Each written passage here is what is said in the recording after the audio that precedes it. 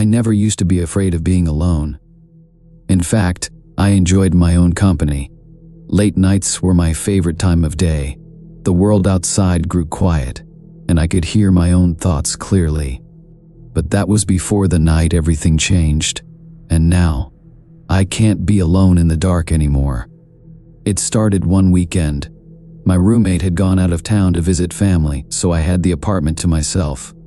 It was a cozy little place, tucked away on the outskirts of the city. We lived on the 3rd floor, and from our living room window, you could see the tops of trees swaying in the breeze. It felt peaceful, far enough from the hustle and bustle, yet still close enough to feel connected to the world. That Friday night, I decided to have a quiet evening. I ordered some takeout, turned on a movie, and wrapped myself in a blanket on the couch. As the movie played, I felt myself drifting off. The soft hum of the TV was soothing, and the warmth of the blanket pulled me into a light sleep. It must have been around midnight when I woke up. The TV was still on, but the sound was low. The apartment was quiet, too quiet. I reached for the remote to turn the volume up, but as I did, I thought I heard something. A faint noise, almost like a soft thud. I paused, listening carefully. At first, I thought it was my imagination. Maybe something had fallen over in the kitchen, or a neighbor was moving around in the apartment next door. But then, I heard it again. This time, it was clearer. A knock. I sat up, my heart beginning to race. It sounded like someone was knocking on the front door, but it was slow and deliberate, like whoever was knocking wasn't in a hurry. I glanced at the clock, 0:15 a.m. Who would be knocking at this time? For a moment, I debated ignoring it. Maybe it was just a prank, or someone had the wrong apartment. But the knocking continued, soft but persistent. I stood up from the couch, wrapping the blanket tighter around me. The hallway leading to the front door suddenly felt longer than usual, the shadows stretching across the walls. As I reached the door, I hesitated. Should I open it? My hand hovered over the doorknob, my heart pounding in my chest. "Who is it?" I called out, trying to keep my voice steady. No answer. The knocking stopped. I stood there for a few seconds, waiting. Maybe whoever it was had left. I took a deep breath and leaned closer to the peephole. My hand shook as I covered one eye and peered through. Nothing. The hallway outside was empty. I let out a nervous laugh, feeling a wave of relief. Maybe I had imagined the whole thing. Shaking my head, I turned around and started to walk back to the living room. But before I could take more than a few steps, the knocking started again. This time, it was louder. I froze. My mind raced with possibilities. What if someone was trying to break in? I rushed back to the door and looked through the peephole again. Still nothing. The hallway was just as empty as before. But the knocking continued. It sounded like it was coming from the front door, but now it also seemed to be coming from behind me. I whipped around, scanning the living room, the kitchen, anywhere someone could hide. But I was alone. Or at least, I thought I was. Suddenly, the lights flickered. The soft glow of the lamp on the table dimmed for a second before returning to normal. I told myself it was just a power surge, but the timing felt too strange to ignore. I grabbed my phone from the couch, my fingers trembling as I unlocked it. I called my roommate, but it went straight to voicemail. Of course, she was miles away, completely out of reach. I tried to convince myself I was being paranoid, that it was just my mind playing tricks on me. But the feeling of being watched wouldn't go away. I decided to check the windows. Maybe I could see if someone was outside, playing some kind of prank. I pulled the curtain back just enough to peek through. Nothing. The street outside was as quiet as usual, the trees swaying gently in the wind. But then, just as I was about to turn away, I saw it, a figure. Standing just beyond the trees, barely visible in the dim light from the street lamps. They weren't moving, just standing there, staring up at my window. I jumped back, letting the curtain fall shut. My heart was racing now, my mind trying to make sense of what I had just seen. Who was that? And why were they standing there, in the middle of the night, staring up at my apartment? I paced around the living room, trying to think of what to do next. Should I call the police? But what would I say? That someone was standing outside my window? They hadn't done anything illegal yet. And what about the knocking? It didn't make any sense. No one was at the door, and yet the sound kept coming. I couldn't sit still any longer. I needed to check again, to make sure I wasn't imagining things. Slowly, I walked back to the front door and pressed my ear against it, listening. The knocking had stopped, but the silence was worse. I looked through the peephole one more time. This time, there was something there, a face. It was so close to the door that all I could see was one wide, unblinking eye staring back at me. I gasped, stumbling back in shock. My heart pounded so hard I thought it might burst out of my chest. I ran to the window again, throwing the curtain open. The figure outside was gone. The street was empty, as if nothing had happened. But I knew what I had seen.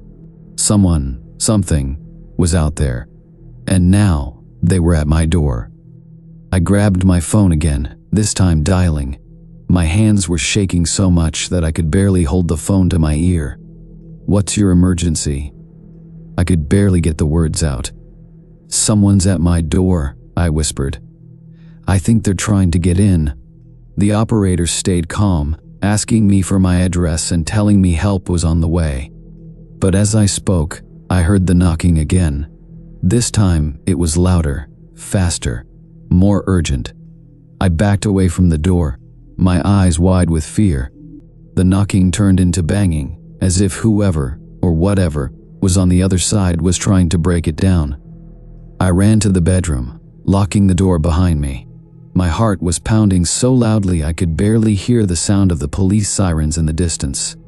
I pressed my back against the wall, sinking to the floor, my phone still clutched in my hand. And then, just as suddenly as it had started, the banging stopped. The apartment was silent once again. I stayed in the bedroom until the police arrived. They searched the building, checked the front door, and even looked around outside. But they found nothing. No signs of forced entry, no footprints, no one lurking in the shadows. They told me it was probably just a prank, maybe some kids messing around, but I knew better. I hadn't imagined the face at the door. I hadn't imagined the figure standing outside. That night changed everything. I used to love being alone at night, but now, every time the sun sets and the apartment grows quiet, I feel that same sense of dread creeping in. Because I know, deep down, that something was out there that night, and I'm terrified it will come back. The night was calm. The moon hung high in the sky, casting a pale light over the neighborhood. I had the entire weekend to myself, as my parents were away on a trip. Normally, I loved being alone. It gave me time to relax, watch movies, and enjoy the peace of an empty house. But this night felt different. There was a strange stillness in the air, something that made the hair on the back of my neck stand up. I couldn't shake the feeling that something was wrong. It started as an ordinary evening. I made some popcorn, settled on the couch, and picked out a movie. The TV glowed softly in the dark living room, and for a while, I got lost in the story. But halfway through the movie, I heard a noise. At first, I ignored it, thinking it was just the house settling. Old houses make noises all the time, I told myself, but then it came again, this time louder. It was a soft creaking sound like footsteps coming from upstairs. I paused the movie and sat completely still, listening. The house was quiet now. Maybe I had imagined it. I shook my head, trying to brush off the uneasy feeling that had crept over me. "It's nothing," I whispered to myself, turning the movie back on. But a few minutes later, the sound returned. Creak, creak. This time, it was unmistakable, footsteps. Someone was walking upstairs. My heart started to pound in my chest. I lived in a safe neighborhood, and we always locked the doors. There was no way someone could have gotten inside. Still, the footsteps continued, slow and deliberate, moving across the floor above me. I grabbed the remote and turned the TV off, plunging the room into silence. The footsteps stopped.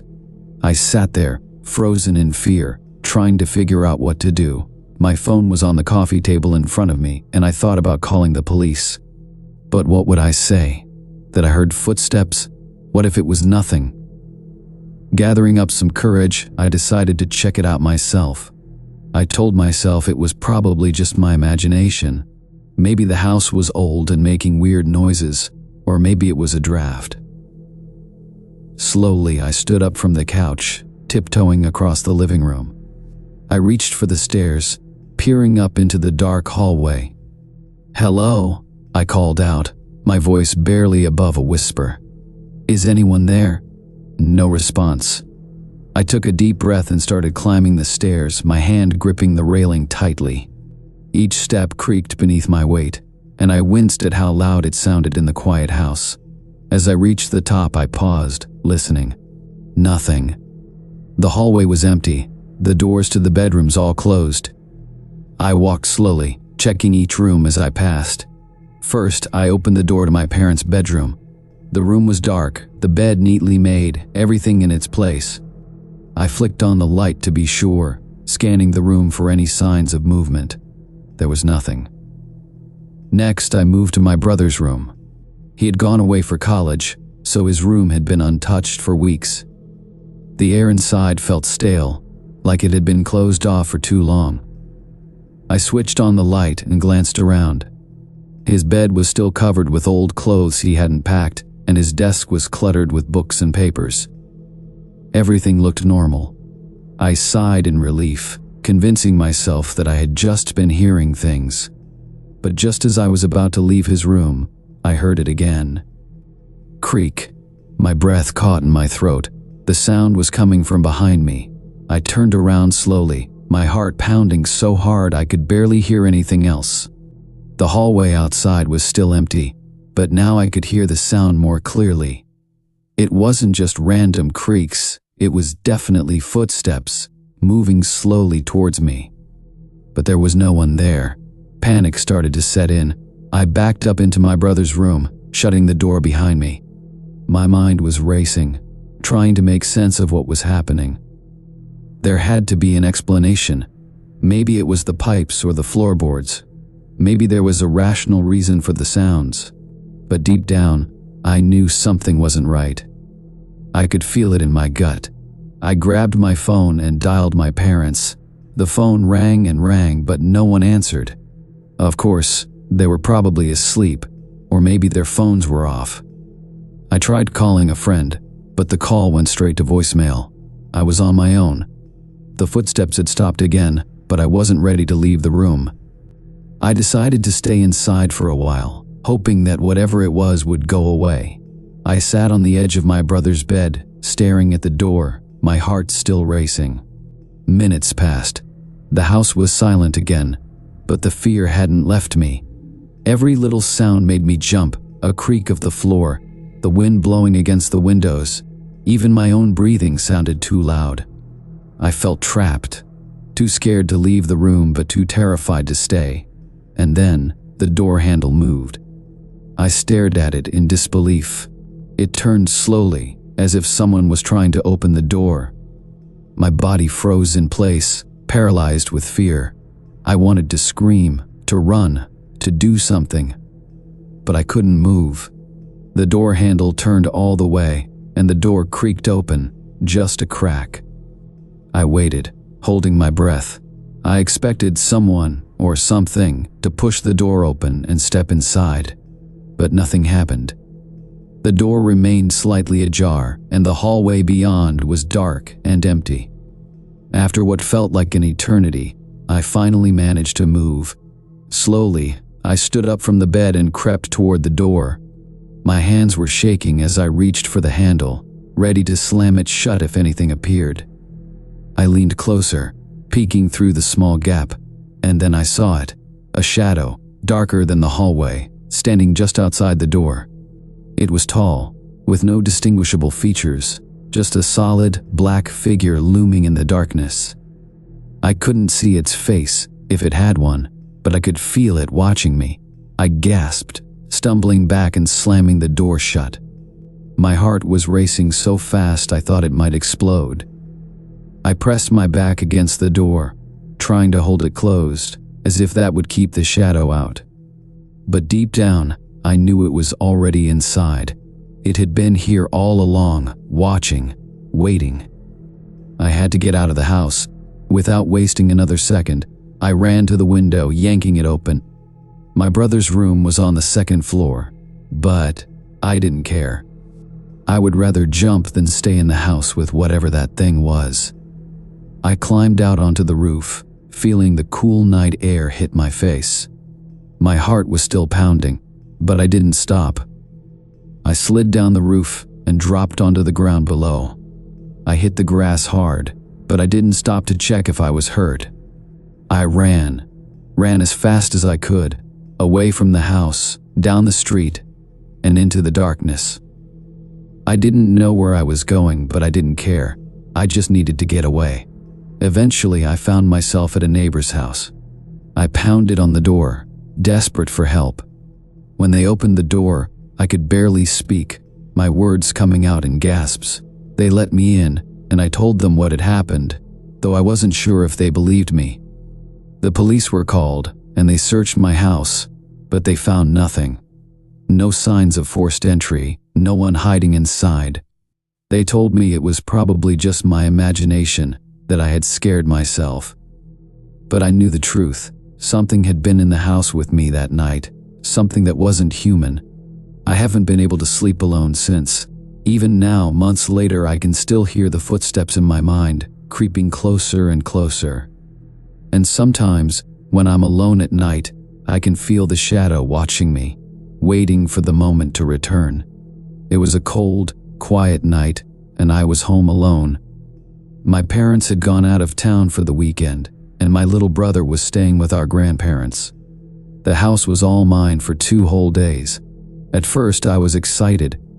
I had the freedom to do whatever I wanted, watch movies, eat junk food, stay up late. But as the night went on, the empty house began to feel too quiet, and I started to feel uneasy. The house we lived in was old. It creaked and groaned at night, which I usually ignored. But tonight, those sounds seemed louder, like they were trying to tell me something. The wind howled outside, rattling the windows, and the trees cast long, eerie shadows on the walls. I turned on every light in the house, hoping it would make me feel better. But it didn't. It was around 10 p.m. when I decided to call it a night. I turned off the TV, put away my snacks, and headed upstairs to my room. As I walked down the hallway, I noticed how long and dark it seemed. The light from my room barely reached the end of the hall, and the shadows seemed to move as I passed by. I told myself it was just my imagination. After all, I had watched a scary movie earlier, and my mind was playing tricks on me. I quickly got ready for bed, brushing my teeth and washing my face, all the while trying to shake off the uneasy feeling. Once I was under the covers, I turned off the lamp beside my bed and settled in. The room was dark now, except for a sliver of moonlight coming through the window. The silence was thick, pressing down on me, but I tried to ignore it and closed my eyes. I don't know how long I had been lying there when I heard it, the faint sound of footsteps. At first, I thought it was just the house settling again, the old wood shifting as it always did. But the sound continued, soft but steady, like someone was walking down the hallway outside my room. My heart started to race. I sat up in bed, straining to listen. The footsteps were real, and they were getting closer. It couldn't be my parents. They weren't due back until Sunday night. And my brother wasn't here either. So who or what was walking around in the house? I tried to calm myself down. Maybe it was nothing. Maybe I had left a window open, and the wind was blowing something around. But deep down, I knew that wasn't true. The footsteps were too clear, too deliberate. Suddenly, they stopped. I held my breath, waiting. The house was dead silent now. For a moment, I wondered if I had imagined the whole thing. But then, I heard a soft creak right outside my bedroom door. Someone, or something, was standing there. My heart was pounding in my chest. I didn't know what to do. Should I get up and check? Should I call someone? The fear was paralyzing, keeping me glued to the bed. I wanted to scream, but no sound came out. All I could do was stare at the door, waiting for it to open. Seconds passed, and nothing happened. I started to think that maybe, just maybe, whatever was out there had gone away. I let out a shaky breath, trying to calm down. But then, the door handle turned. It was slow at first, just a quiet click as the handle moved. My heart felt like it might burst out of my chest. I wanted to hide under the blankets like a little kid, but I couldn't move. The door began to open, inch by inch, until it was halfway open, revealing the dark hallway beyond. For a moment, nothing happened. The door just stood there, open, with no one behind it. But then I saw it, a shadow. It was tall, much taller than any person, and it moved unnaturally, almost as if it was floating. I couldn't see any features, just the outline of a figure in the darkness. My entire body froze with fear. The shadow seemed to be watching me, though I couldn't see its eyes. It didn't move, didn't make a sound. I didn't know what it was or what it wanted, but I knew I was in danger. Every instinct in my body screamed at me to run, but I was too terrified to move. Then, slowly, the shadow started to glide into the room. It moved silently, almost like it was hovering above the ground.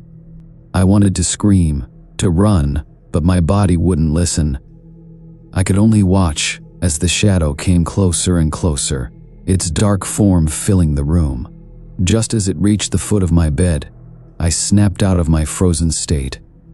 I grabbed my phone from the nightstand and turned on the flashlight, shining it directly at the shadow. The light cut through the darkness, but the shadow didn't disappear. It just stood there, unaffected by the light. Panic surged through me. I had to get out of there. I jumped out of bed, my legs shaking as I ran for the door. The shadow didn't move to stop me, but I could feel its presence following me as I bolted down the hallway. My heart was racing so fast I thought I might pass out.